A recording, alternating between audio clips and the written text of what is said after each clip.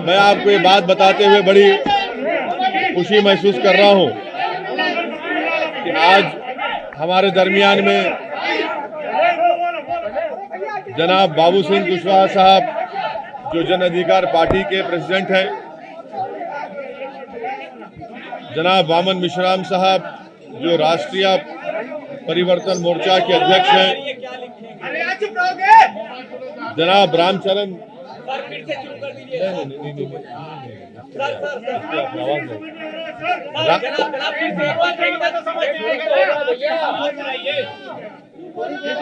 एक मिनट खामोश हो जाए भाई सब लोग।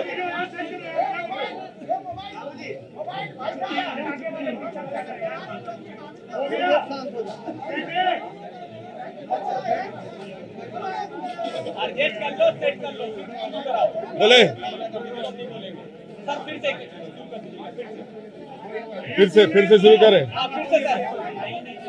मुझे ये बताते बड़ी खुशी हो रही है कि आज हमारे दरमियान में बाबू सिंह कुशवाहा साहब, जन अधिकार पार्टी के अध्यक्ष हैं, जनाब वामन मिश्राम साहब, राष्ट्रीय परिवर्तन मोर्चा के अध्यक्ष हैं, रामचरण कश्यप साहब, भारतीय वंचित समाज पार्टी के, कमलेश चौहान साहब, जनता क्रांति पार्टी के, परविंदर प्रताप सिंह, नेशनल प्रेसिडेंट बहुजन मुक्ति पार्टी, और जनाब शौकत अली साहब, जो AIM के यूपी के अध्यक्ष हैं। फिर से रिपीट करें, इस पे चलने दे। तो हम तमाम ने मिलकर ये फैसला किया है कि हम लोग उत्तर प्रदेश के आने वाले विधानसभा में हम सब लोग मिलकर चुनाव में हिस्सा लेंगे और तकरीबन 95% सीट्स पर जहां पर हमारे कैंडिडेट होंगे, किस पार्टी के होंगे, वो तय हो चुका है। तीसरी बात हमने तय की है कि अगर उत्तर प्रदेश की जनता हमको अपने आशीर्वाद से, अपने दुआओं से और अपने वोटों से कामयाब करती है, तो ये जो अलायंस बना है, इसके कन्वीनर जनाब बाबू सिंह कुशवाहा साहब रहेंगे। और उसमें ये भी तय किया गया है कि अगर उत्तर प्रदेश की जनता इस अलायंस को, इस मोर्चे को सत्ता देती है, तो ये तय हुआ है कि 5 साल के टेन्योर में 2 मुख्यमंत्री होंगे, एक OBC समाज के और एक दलित समाज के, और 3 डिप्टी CM होंगे, जिसमें मुस्लिम समाज का भी एक डिप्टी CM होगा। तो ये 4 अहम बातें मुझे आप तक बताना था, आप तक पहुंचाना था। अब मैं माइक देता हूं जनाब बाबू सिंह कुशवाहा साहब को, मैं माइक देता हूं जनाब श्री वामन मिश्राम साहब को, जो राष्ट्रीय परिवर्तन मोर्चा के अध्यक्ष हैं। वो आपसे बात करेंगे।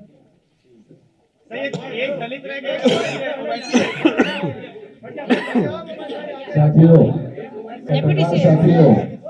आपको पूछने के लिए अवसर है। अभी हम अपनी बात आपके सामने रखते हैं, उसके बाद सवाल जवाब होगा। मैं केवल एक बात कहना चाहता हूं कि ये सारा गठबंधन जो है हम लोगों ने मिलकर किया, इसमें अभी जो महत्वपूर्ण 5-6 पार्टियां हैं और उसके साथ साथ और भी दल इसमें आ सकते हैं, इसके लिए अभी दरवाजे बंद नहीं है। तो एक तो ये बात है। दूसरी बात मैं कहना चाहता हूं कि इस गठबंधन के ऐलान होने के बाद बीजेपी और समाजवादी के बीच में जो लड़ाई हो रही है, अब बीजेपी और समाजवादी के बीच में लड़ाई नहीं होगी, बीजेपी और हमारे भागीदारी परिवर्तन मोर्चा के बीच में लड़ाई होगी। अब समाजवादी गठबंधन तीसरे नंबर पर चला जाएगा। आप सभी साथियों को नमस्कार।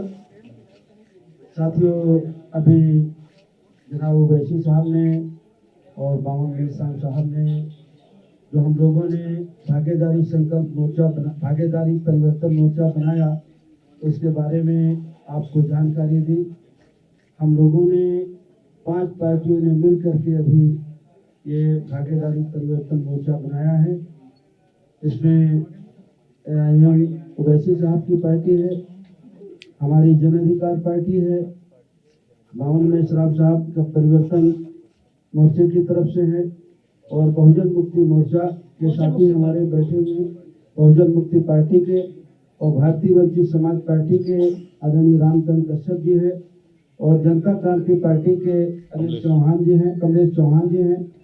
इन लोगों ने मिल करके हम लोगों ने अभी इस मोर्चे को बनाया है और कुछ साथी और हमसे संपर्क में हैं, तो वो जल्दी हो 1-2 दिन में उनसे बात करके जो साथी हमसे जुड़ना चाहेंगे उनको हम अपने साथ जोड़ेंगे।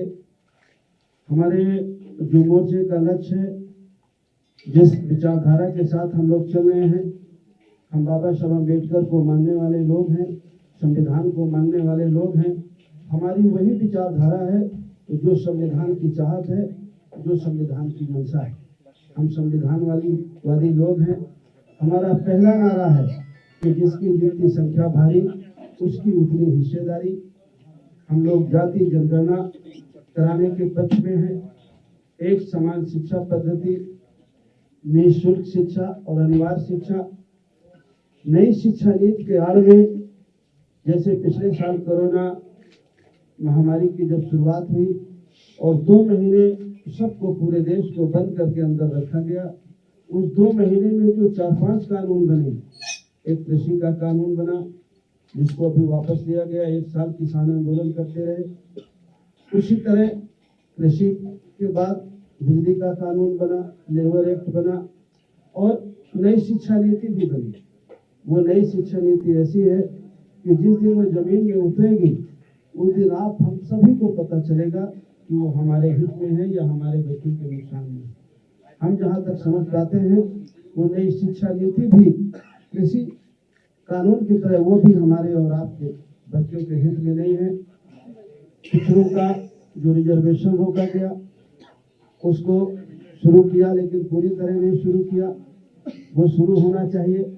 निजी क्षेत्रों में भी ST, ST, OBC का रिजर्वेशन लागू करने के पक्ष में हैं हम लोग। और जो अभी किसान की जो फसल खरीदी जाती है उसके लिए जो उनकी मांग थी कि सरकार एक गारंटी कानून बनाए कि उससे कम में खरीद न हो।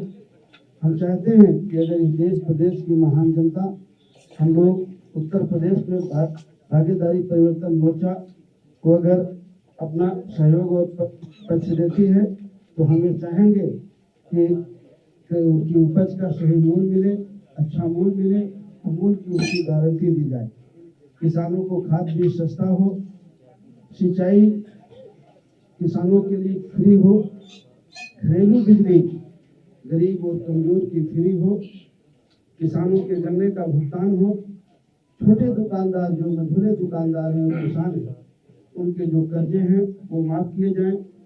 कानून व्यवस्था की बहुत बड़ी बात है उत्तर प्रदेश में, चाहे वो समाजवादी पार्टी का शासन रहा हो, चाहे आज भारतीय जनता पार्टी का शासन हो, कानून व्यवस्था की स्थिति बहुत खराब है, बहुत दयनीय है। तो हम लोगों की चाहत है कि कानून व्यवस्था अगर इस प्रदेश की जनता हमारे मोर्चे को सफलता देती है तो हमारी पहली प्राथमिकता होगी कि इस प्रदेश की कानून व्यवस्था सही की जाए, हमारी बहन बेटियों को सुरक्षा मिले, अन्य पिछड़े वर्गों को, SC, ST को, माइनॉरिटी के जो गरीब बच्चे हैं उनको जो स्कॉलरशिप है वो मिले। पुरानी पेंशन बहाली का एक मामला आया है। कुछ लोगों ने कहा है कि हम पुरानी पेंशन बहाल करेंगे, लेकिन इस बारे में मैं एक बात कहना चाहता हूँ। जब इस देश के प्रधानमंत्री माननीय अटल बिहारी वाजपेयी जी थे, उन्होंने पुरानी पेंशन को बंद कर दिया था। अब पेंशन नहीं दी जाएगी ऐसा उन्होंने कानून बनाया था।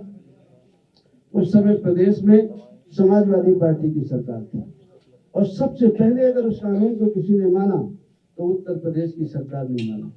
पिछली बार 5 साल समाजवादी पार्टी की सरकार रही, उन्होंने पुरानी पेंशन बहाल नहीं की। अभी भी बंगाल में पुरानी पेंशन लागू है। बहुत सारे प्रदेशों ने धीरे धीरे करके उस पेंशन को खत्म किया, लेकिन सबसे पहले अगर खत्म किया तो उत्तर प्रदेश की समाजवादी पार्टी ने खत्म किया। आज वो जरूर कहते हैं कि पुरानी पेंशन वो बहाल करेंगे, लेकिन वो करेंगे या नहीं करेंगे, लेकिन अगर इस मोर्चे को लोग सहयोग देते हैं, बहुमत देते हैं, तो ये मोर्चा जरूर पुरानी पेंशन को बहाल करेगा। ऐसे कुछ मुद्दों के साथ हम लोग चुनाव में जा रहे हैं। हमारे सीटों के बंटवारे में कोई विवाद नहीं है। लगभग 95% सीटों पर हम लोगों ने काम कर लिया है। कुछ लिस्टें हमारी जारी भी हो गई हैं। आने वाले 2-3 दिन में हमारी सारी लिस्टें जारी हो जाएंगी। बस यही कुछ बातें आपको जानकारी में देना था। ओवैसी जी, आप कहते थे कि मुसलमानों का मुख्यमंत्री उत्तर प्रदेश में होना चाहिए, लेकिन इस बार जो मुख्यमंत्री बनाएंगे उसमें एक भी मुसलमान नहीं रहेगा। कहाँ कहा था हमने? हमेशा से आप कहते हमने रहे। कहाँ कहा था बताइए, किसने कहा? हमने कहा था कि हिस्सेदारी की लड़ाई है, और हमारे राष्ट्रीय स्पोक्स पर्सन आसिम खान साहब ने ये कहा था कि डिप्टी सीएम एक मुसलमान होना चाहिए। वही कंसिस्टेंटली हम लोग कह रहे हैं। राष्ट्रीय उलमा काउंसिल की बात नहीं की, पीस पार्टी से नहीं बात की, अभी आपने मामन मिश्रा साहब से सुना कि दरवाजे खुले हैं। ठहरिए, वक्त इंतजार करिए, मालूम होगा। वीआईपी पार्टी भी आ रही है आपके साथ? विश्वास है? जी, वीआईपी पार्टी भी आ रही है क्या? आपने बहुत सारी कोशिश कवायद की, आप जो है आखिरी मौके पर जो वैसे आपके साथ आप आए हैं, ये विकल्पहीनता मजबूरी का गठबंधन है या पहले से आप इस पे काम कर रहे थे? ये मजबूरी का गठबंधन नहीं है। जिस विचारधारा के हम लोग हैं, हम लोग पिछले 4 महीने से पिछड़ा दलित अल्पसंख्यक भाईचारा बनाओ सम्मेलन पूरे प्रदेश में कर रहे हैं। आपको अच्छी तरह से जानकारी होगी, आप लोगों ने हमें दिखाया हो या न दिखाया हो, लेकिन प्रदेश में अगर सबसे ज्यादा कार्यक्रम किसी पार्टी ने किए हैं तो जन अधिकार पार्टी ने किए, और हम सब लोगों ने एक दूसरे से सहयोग लेकर के पूरे प्रदेश में 4 महीने से, चतुर्मासा में भी हम लोग नहीं बैठे, पिछड़ा दलित अल्पसंख्यक भाईचारा बनाओ सम्मेलन हम लोग कर रहे हैं। और जो हम कर रहे हैं, जिस विचार के आदमी हैं, वो आपके सामने हम देख रहे हैं। देख लीजिए, पिछड़ा भी है, दलित भी है, अल्पसंख्यक भी है। इसमें से मुख्यमंत्री का चेहरा कौन होगा? क्योंकि भाजपा में तो सीएम योगी आदित्यनाथ है, सपा और आरएलडी के गठबंधन में अखिलेश यादव है, आपके गठबंधन में कौन मुख्यमंत्री का चेहरा है? देखिए, अब हमारे गठबंधन में अभी तो मुझे आप लोगों ने कहा है कि मैं संयोजक हूँ, बाकी अब आप लोग से पूछ लीजिए। अभी आप लोगों के सामने हम लोगों ने सलाह मशवरा करके घोषित करने के लिए ओवैसी साहब को कहा था, और ओवैसी साहब ने घोषित किया कि इस गठबंधन के 2 मुख्यमंत्री 5 साल के टेन्योर में होंगे। एक पिछड़े वर्ग का होगा जो हमारे सामने बाबू सिंह जी है, और एक दलित का होगा यानी शेड्यूल कास्ट का होगा, उसका चेहरा घोषित किया जाएगा। और 3 डिप्टी सीएम होंगे, उसमें डिप्टी सीएम एक मुस्लिम होगा। बाकी 2 लोगों के नाम जो है वो 2-3 दिन के अंदर घोषित किए जाएंगे। एक मिनट अरे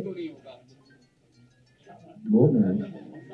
फिर उसके बाद में अभी और भी कई लोग हैं, जैसे भागीदारी मोर्चा बना था, आप लोगों को मालूम है, भागीदारी मोर्चा बनाया था, ओम प्रकाश जी ने बनाया था।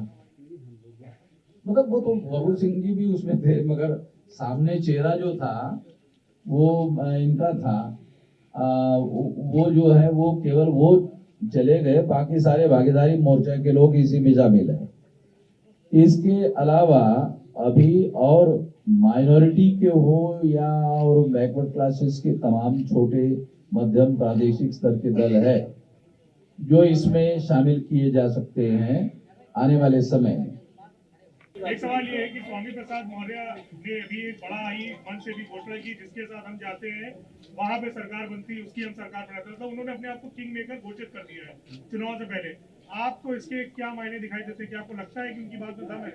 नहीं, अगर वो कह रहे होंगे तो होंगे, अब उसमें हम क्या कह सकते हैं। ओवैसी जी, इधर लेनी सवाल सर, सीटों का कुछ फाइनलाइजेशन हुआ है? सीटों पे कुछ फाइनलाइजेशन हुआ है सर? हाँ, सीटों का हो गया। कितनी सीटों पर 403 सीटों पर हमारा गठबंधन चुनाव लड़ेगा, पहली बात। उसमें से 95 सीटों पर हम लोगों का कंसेंसस हो गया है, 95% सीटों पर, ठीक है। 5% सीटों पर 3 दिन के अंदर नाम के साथ लिस्ट घोषित की जाएगी, ये बात है। अभी ओबीसी साहब ओवैसी साहब, मेरा सवाल आपसे है, 100 सीटों की बात की थी, आपकी अपनी सीटें बढ़ा रहे हैं। देखिए, लोग भी हैं। हमारी बाबू सिंह कुशवाहा साहब की, वामन मिश्राम साहब की, परविंदर प्रताप सिंह साहब की, कमलेश चौहान साहब की, रामकरण कश्यप साहब की, हम लोगों की बातचीत बहुत दिन से चल रही है। तो ये फर्स्ट फेज, सेकंड फेज, आप उस चक्कर में मत पड़िए। अरे सर, अरे इतना बॉक्सिंग मैच हो रहा है क्या? इतना सबर रखिए। ये हमारी बातचीत पहले से चल रही है। फर्स्ट फेज में कौन कहां से लड़ेगा, किस विधानसभा से लड़ेगा, सेकेंड फेज में, थर्ड फेज में, फोर्थ फेज में, फिफ्थ फेज में, 6, 7, ये सब तय हो चुका है। तो इसमें आपको कोई ताज्जुब या परेशानी की बात नहीं होनी चाहिए। ये तय हो चुका है। अभी वामन मिश्राम साहब ने और हमारे कन्वीनर साहब ने कहा कि 95% सीटों पर पूरा तय हो चुका है कौन कहां से लड़ेगा। हम कहीं नहीं जा रहे। सवाल मेरा है कि आपने कहा कि दलित सीएम और आपने कहा ओवैसी सीएम, सवाल ये मुस्लिम सीएम क्यों नहीं, पहला और दूसरा क्या चंद्रशेखर को साथ ले रहे हैं क्या? ये 2 सवाल एक साथ है। नहीं, अब ये अभी आपके सामने बोलेंगे, हमको टेलीफोन आ रहा भाई, अरे बोलेंगे ना, चंद्रशेखर का हमको टेलीफोन आ रहा है तो हम बता देते हैं। बोल दो ना, सुन लो। चंद्रशेखर का हमको टेलीफोन आ रहा है, बार टेलीफोन आ रहा है, तो बात हुई है। तो वो जो हमने पहले कहा ये दरवाजे खुले हैं तो फिर वो बातें होंगी ना।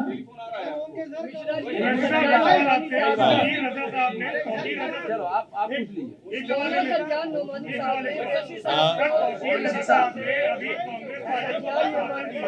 नहीं, मुझे कुछ सुनाई नहीं दे रहा। एक एक करके पूछिए, एक एक करके। तौकीर रजा साहब ने कांग्रेस का समर्थन किया है। उन्होंने बोला है कि ओवैसी साहब को क्योंकि पूरे माहौल को देखते हुए और बीजेपी को क्योंकि हराना है, इसलिए उन्हें इन चुनाव से दूर रहना चाहिए, उत्तर प्रदेश के चुनाव से दूर रहना चाहिए, ऐसा वो कह रहे हैं। कुर्बानी देनी चाहिए आपको। उनकी राय हो सकती है। मेरा सवाल ये है, बोलिए विशाल। मेरा सवाल ये है कि कल प्रियंका गांधी वाड्रा ने जब प्रेस कॉन्फ्रेंस की तो उन्होंने कहा कि पोस्ट पोल अलायंस के लिए कांग्रेस के दरवाजे हैं वो खुले हुए हैं, और जब मुख्यमंत्री के बारे में पूछा गया तो उनका कहना था कि मुझसे ज्यादा बेहतर चेहरा आपको उत्तर प्रदेश में क्या नजर आता है? और ये भी कहा कि जरूरत पड़ेगी तो समाजवादी पार्टी को दे सकते हैं समर्थन। मैं कांग्रेस तरफ से कुछ नहीं बोल सकता। सज्जाद मोहम्मदी साहब ने आपको खुला no comment, no comment, no comment, no comment. Sapa कहती है कि 10 मार्च को भारतीय जनता पार्टी कहती है इस बार 325 प्लस। आप बताइए कि उत्तर प्रदेश के चुनाव में क्या होने जा रहा है? देखिए, ये तीसरे स्टेज की लड़ाई के लिए देखिए, ये जो लड़ाई है, ये पूरे कमजोर लोग मिलकर एक ताकत बन रहे हैं, और ये 99% वर्सेस 1% की लड़ाई है। जो 99% है और 1% संघ है, ये उसकी लड़ाई है। आपने पहले कहा था 100 सीटों पर लड़ेंगे। हाँ, अरे आप लिस्ट देखते जाइए ना। 403 से अरे हमारे पूरे नंबर आ जाएंगे, पूरे नंबर आ जाएंगे आपके पास। क्यों आप फिक्र मत रहिए, मुतमईन रहिए। मुस्लिम सीएम के इशू पर आप कुछ बता नहीं रहे हैं कि पश्चिम में बड़ी दावेदारी आपकी। सुनिए, ये बात तय हो चुकी है, जिसका जिक्र अभी हमारे कन्वीनर साहब बाबू सिंह कुशवाहा साहब ने कहा, वामन मिश्रा साहब ने कहा, उसी पर हम खाएंगे। सर, आजम खां की रिहाई के हवाले से आजम खां की रिहाई के हवाले से आप आवाज बुलंद किए हैं। अब्दुल्ला आजम ने कहा है कि अगर हमारे सच्चे हमदर्द हैं तो उनको उनकी वजह से जो सियासी नुकसान हो रहा है उस पर देखना चाहिए। तो उनको अपना नुकसान किससे हुआ वो पहले समझ लें। उनको किससे नुकसान हुआ वो उस बात को समझ लें। वैसे ये कुछ ऐसी सीटें हैं जिसमें बाबू सिंह कुशवाहा जी की पार्टी और आप ना, दोनों ने एक साथ नो, प्रत्याशी- नहीं है, बिल्कुल नहीं है, सब क्लियर है। लेकिन पश्चिमी उत्तर प्रदेश में आरएलडी और सपा के ऐसे कैंडिडेट्स हैं जो कि सपा के भी नामांकन हो रहा है और आरएलडी का भी नामांकन हो रहा है। क्या सिर्फ पिटौवल की शुरुआत नहीं हो गई है? अच्छी बात है ना, मुबारक हो उनको, मुबारक हो। बल्कि उनका हसनपुर का जो कैंडिडेट है माशाल्लाह से वो तो आरएसएस के हैं और उनकी फोटो भी आई है। और माशाल्लाह से जो लोनी के आरएलडी के कैंडिडेट हैं उनके ताल्लुक से कहा गया कि दिल्ली के नॉर्थ ईस्ट के राइट्स में भी उनका जिक्र खैर आ रहा है, वो बता दें वो भी। तो अब ये तो ऐसा है तो ये ठीक है, आ रहा है सामने, देखिए।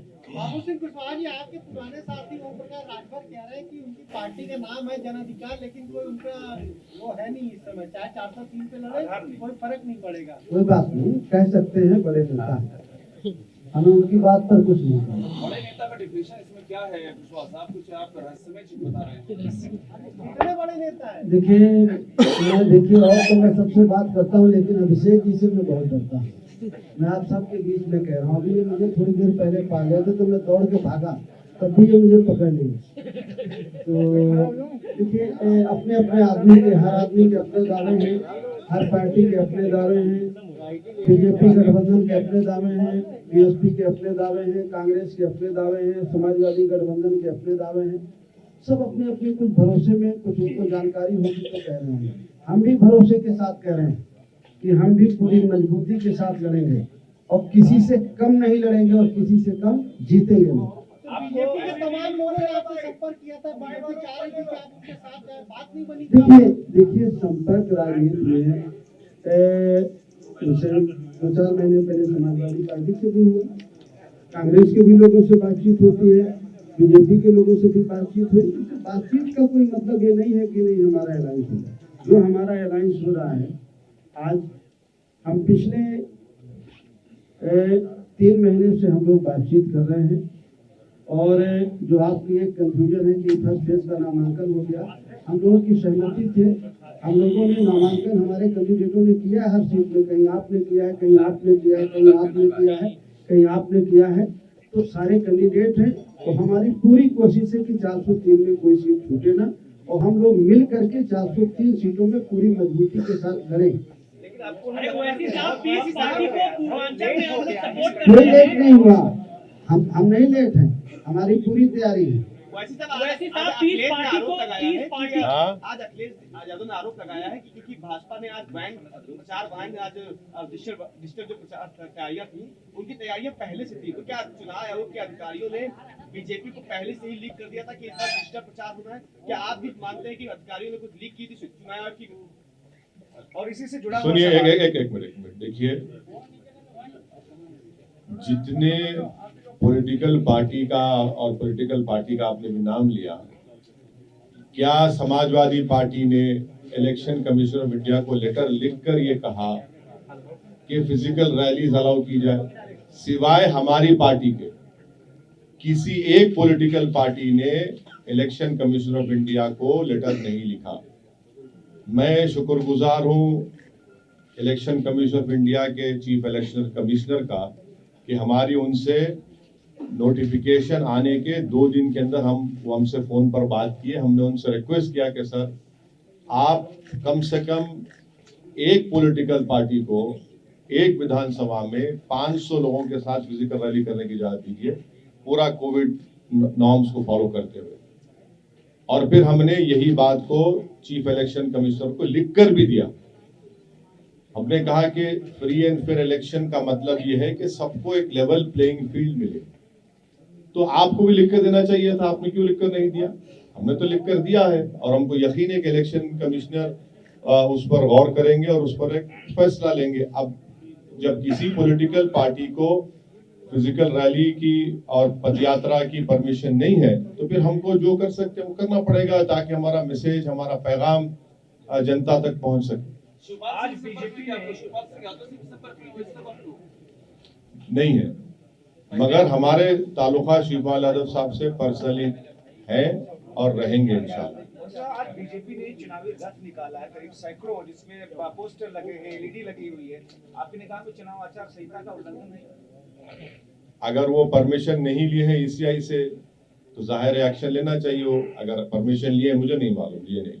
सर, इलेक्शन कमीशन ने जिस तरीके से कहा कि वर्चुअल रैली होगी, ऐसे में छोटी पार्टियां जिनके पास संसाधन नहीं है उस लेवल पे, वो क्या अपने मतदाताओं तक अपनी बात पहुंचाएंगे? उसका तरीका क्या होगा? और क्या आप इलेक्शन कमीशन से फंड का रिकमेंड करेंगे छोटी पार्टियां? इलेक्शन कमीशन से फंड करने का तो वो तो एक नया कानून बनाना पड़ेगा, वो अभी पॉसिबल नहीं है। मगर अब जो भी है जिस तरह से है उसको हमको देख के आगे बढ़ने की जरूरत है। एक सवाल ये है कि मुजफ्फरनगर में अभी तक की जो सपा आरएलडी की लिस्ट आई है उसमें कोई भी मुस्लिम कैंडिडेट नहीं है। क्या मुजफ्फरनगर दंगों में जो चीजें हुई थी उसको भरपाई करने की, मैनेज करने की कोशिश की जा रही है ताकि मुस्लिम कैंडिडेट ना हो वहाँ पे सामने? मेरा मानना यह है कि एक बहुत ही सोफिस्टिकेटेड तरीके से वहाँ पर अल्पसंख्यक समाज की पॉलिटिकल वॉइस को दबाने की कोशिश हो रही है। ईवीएम से सर कैसे लड़ा जाएगा? हाँ, ईवीएम का जो सवाल है उस पर क्या कहें? आपको शक है? सभी को है, बहुत सारे आपको है? अच्छा।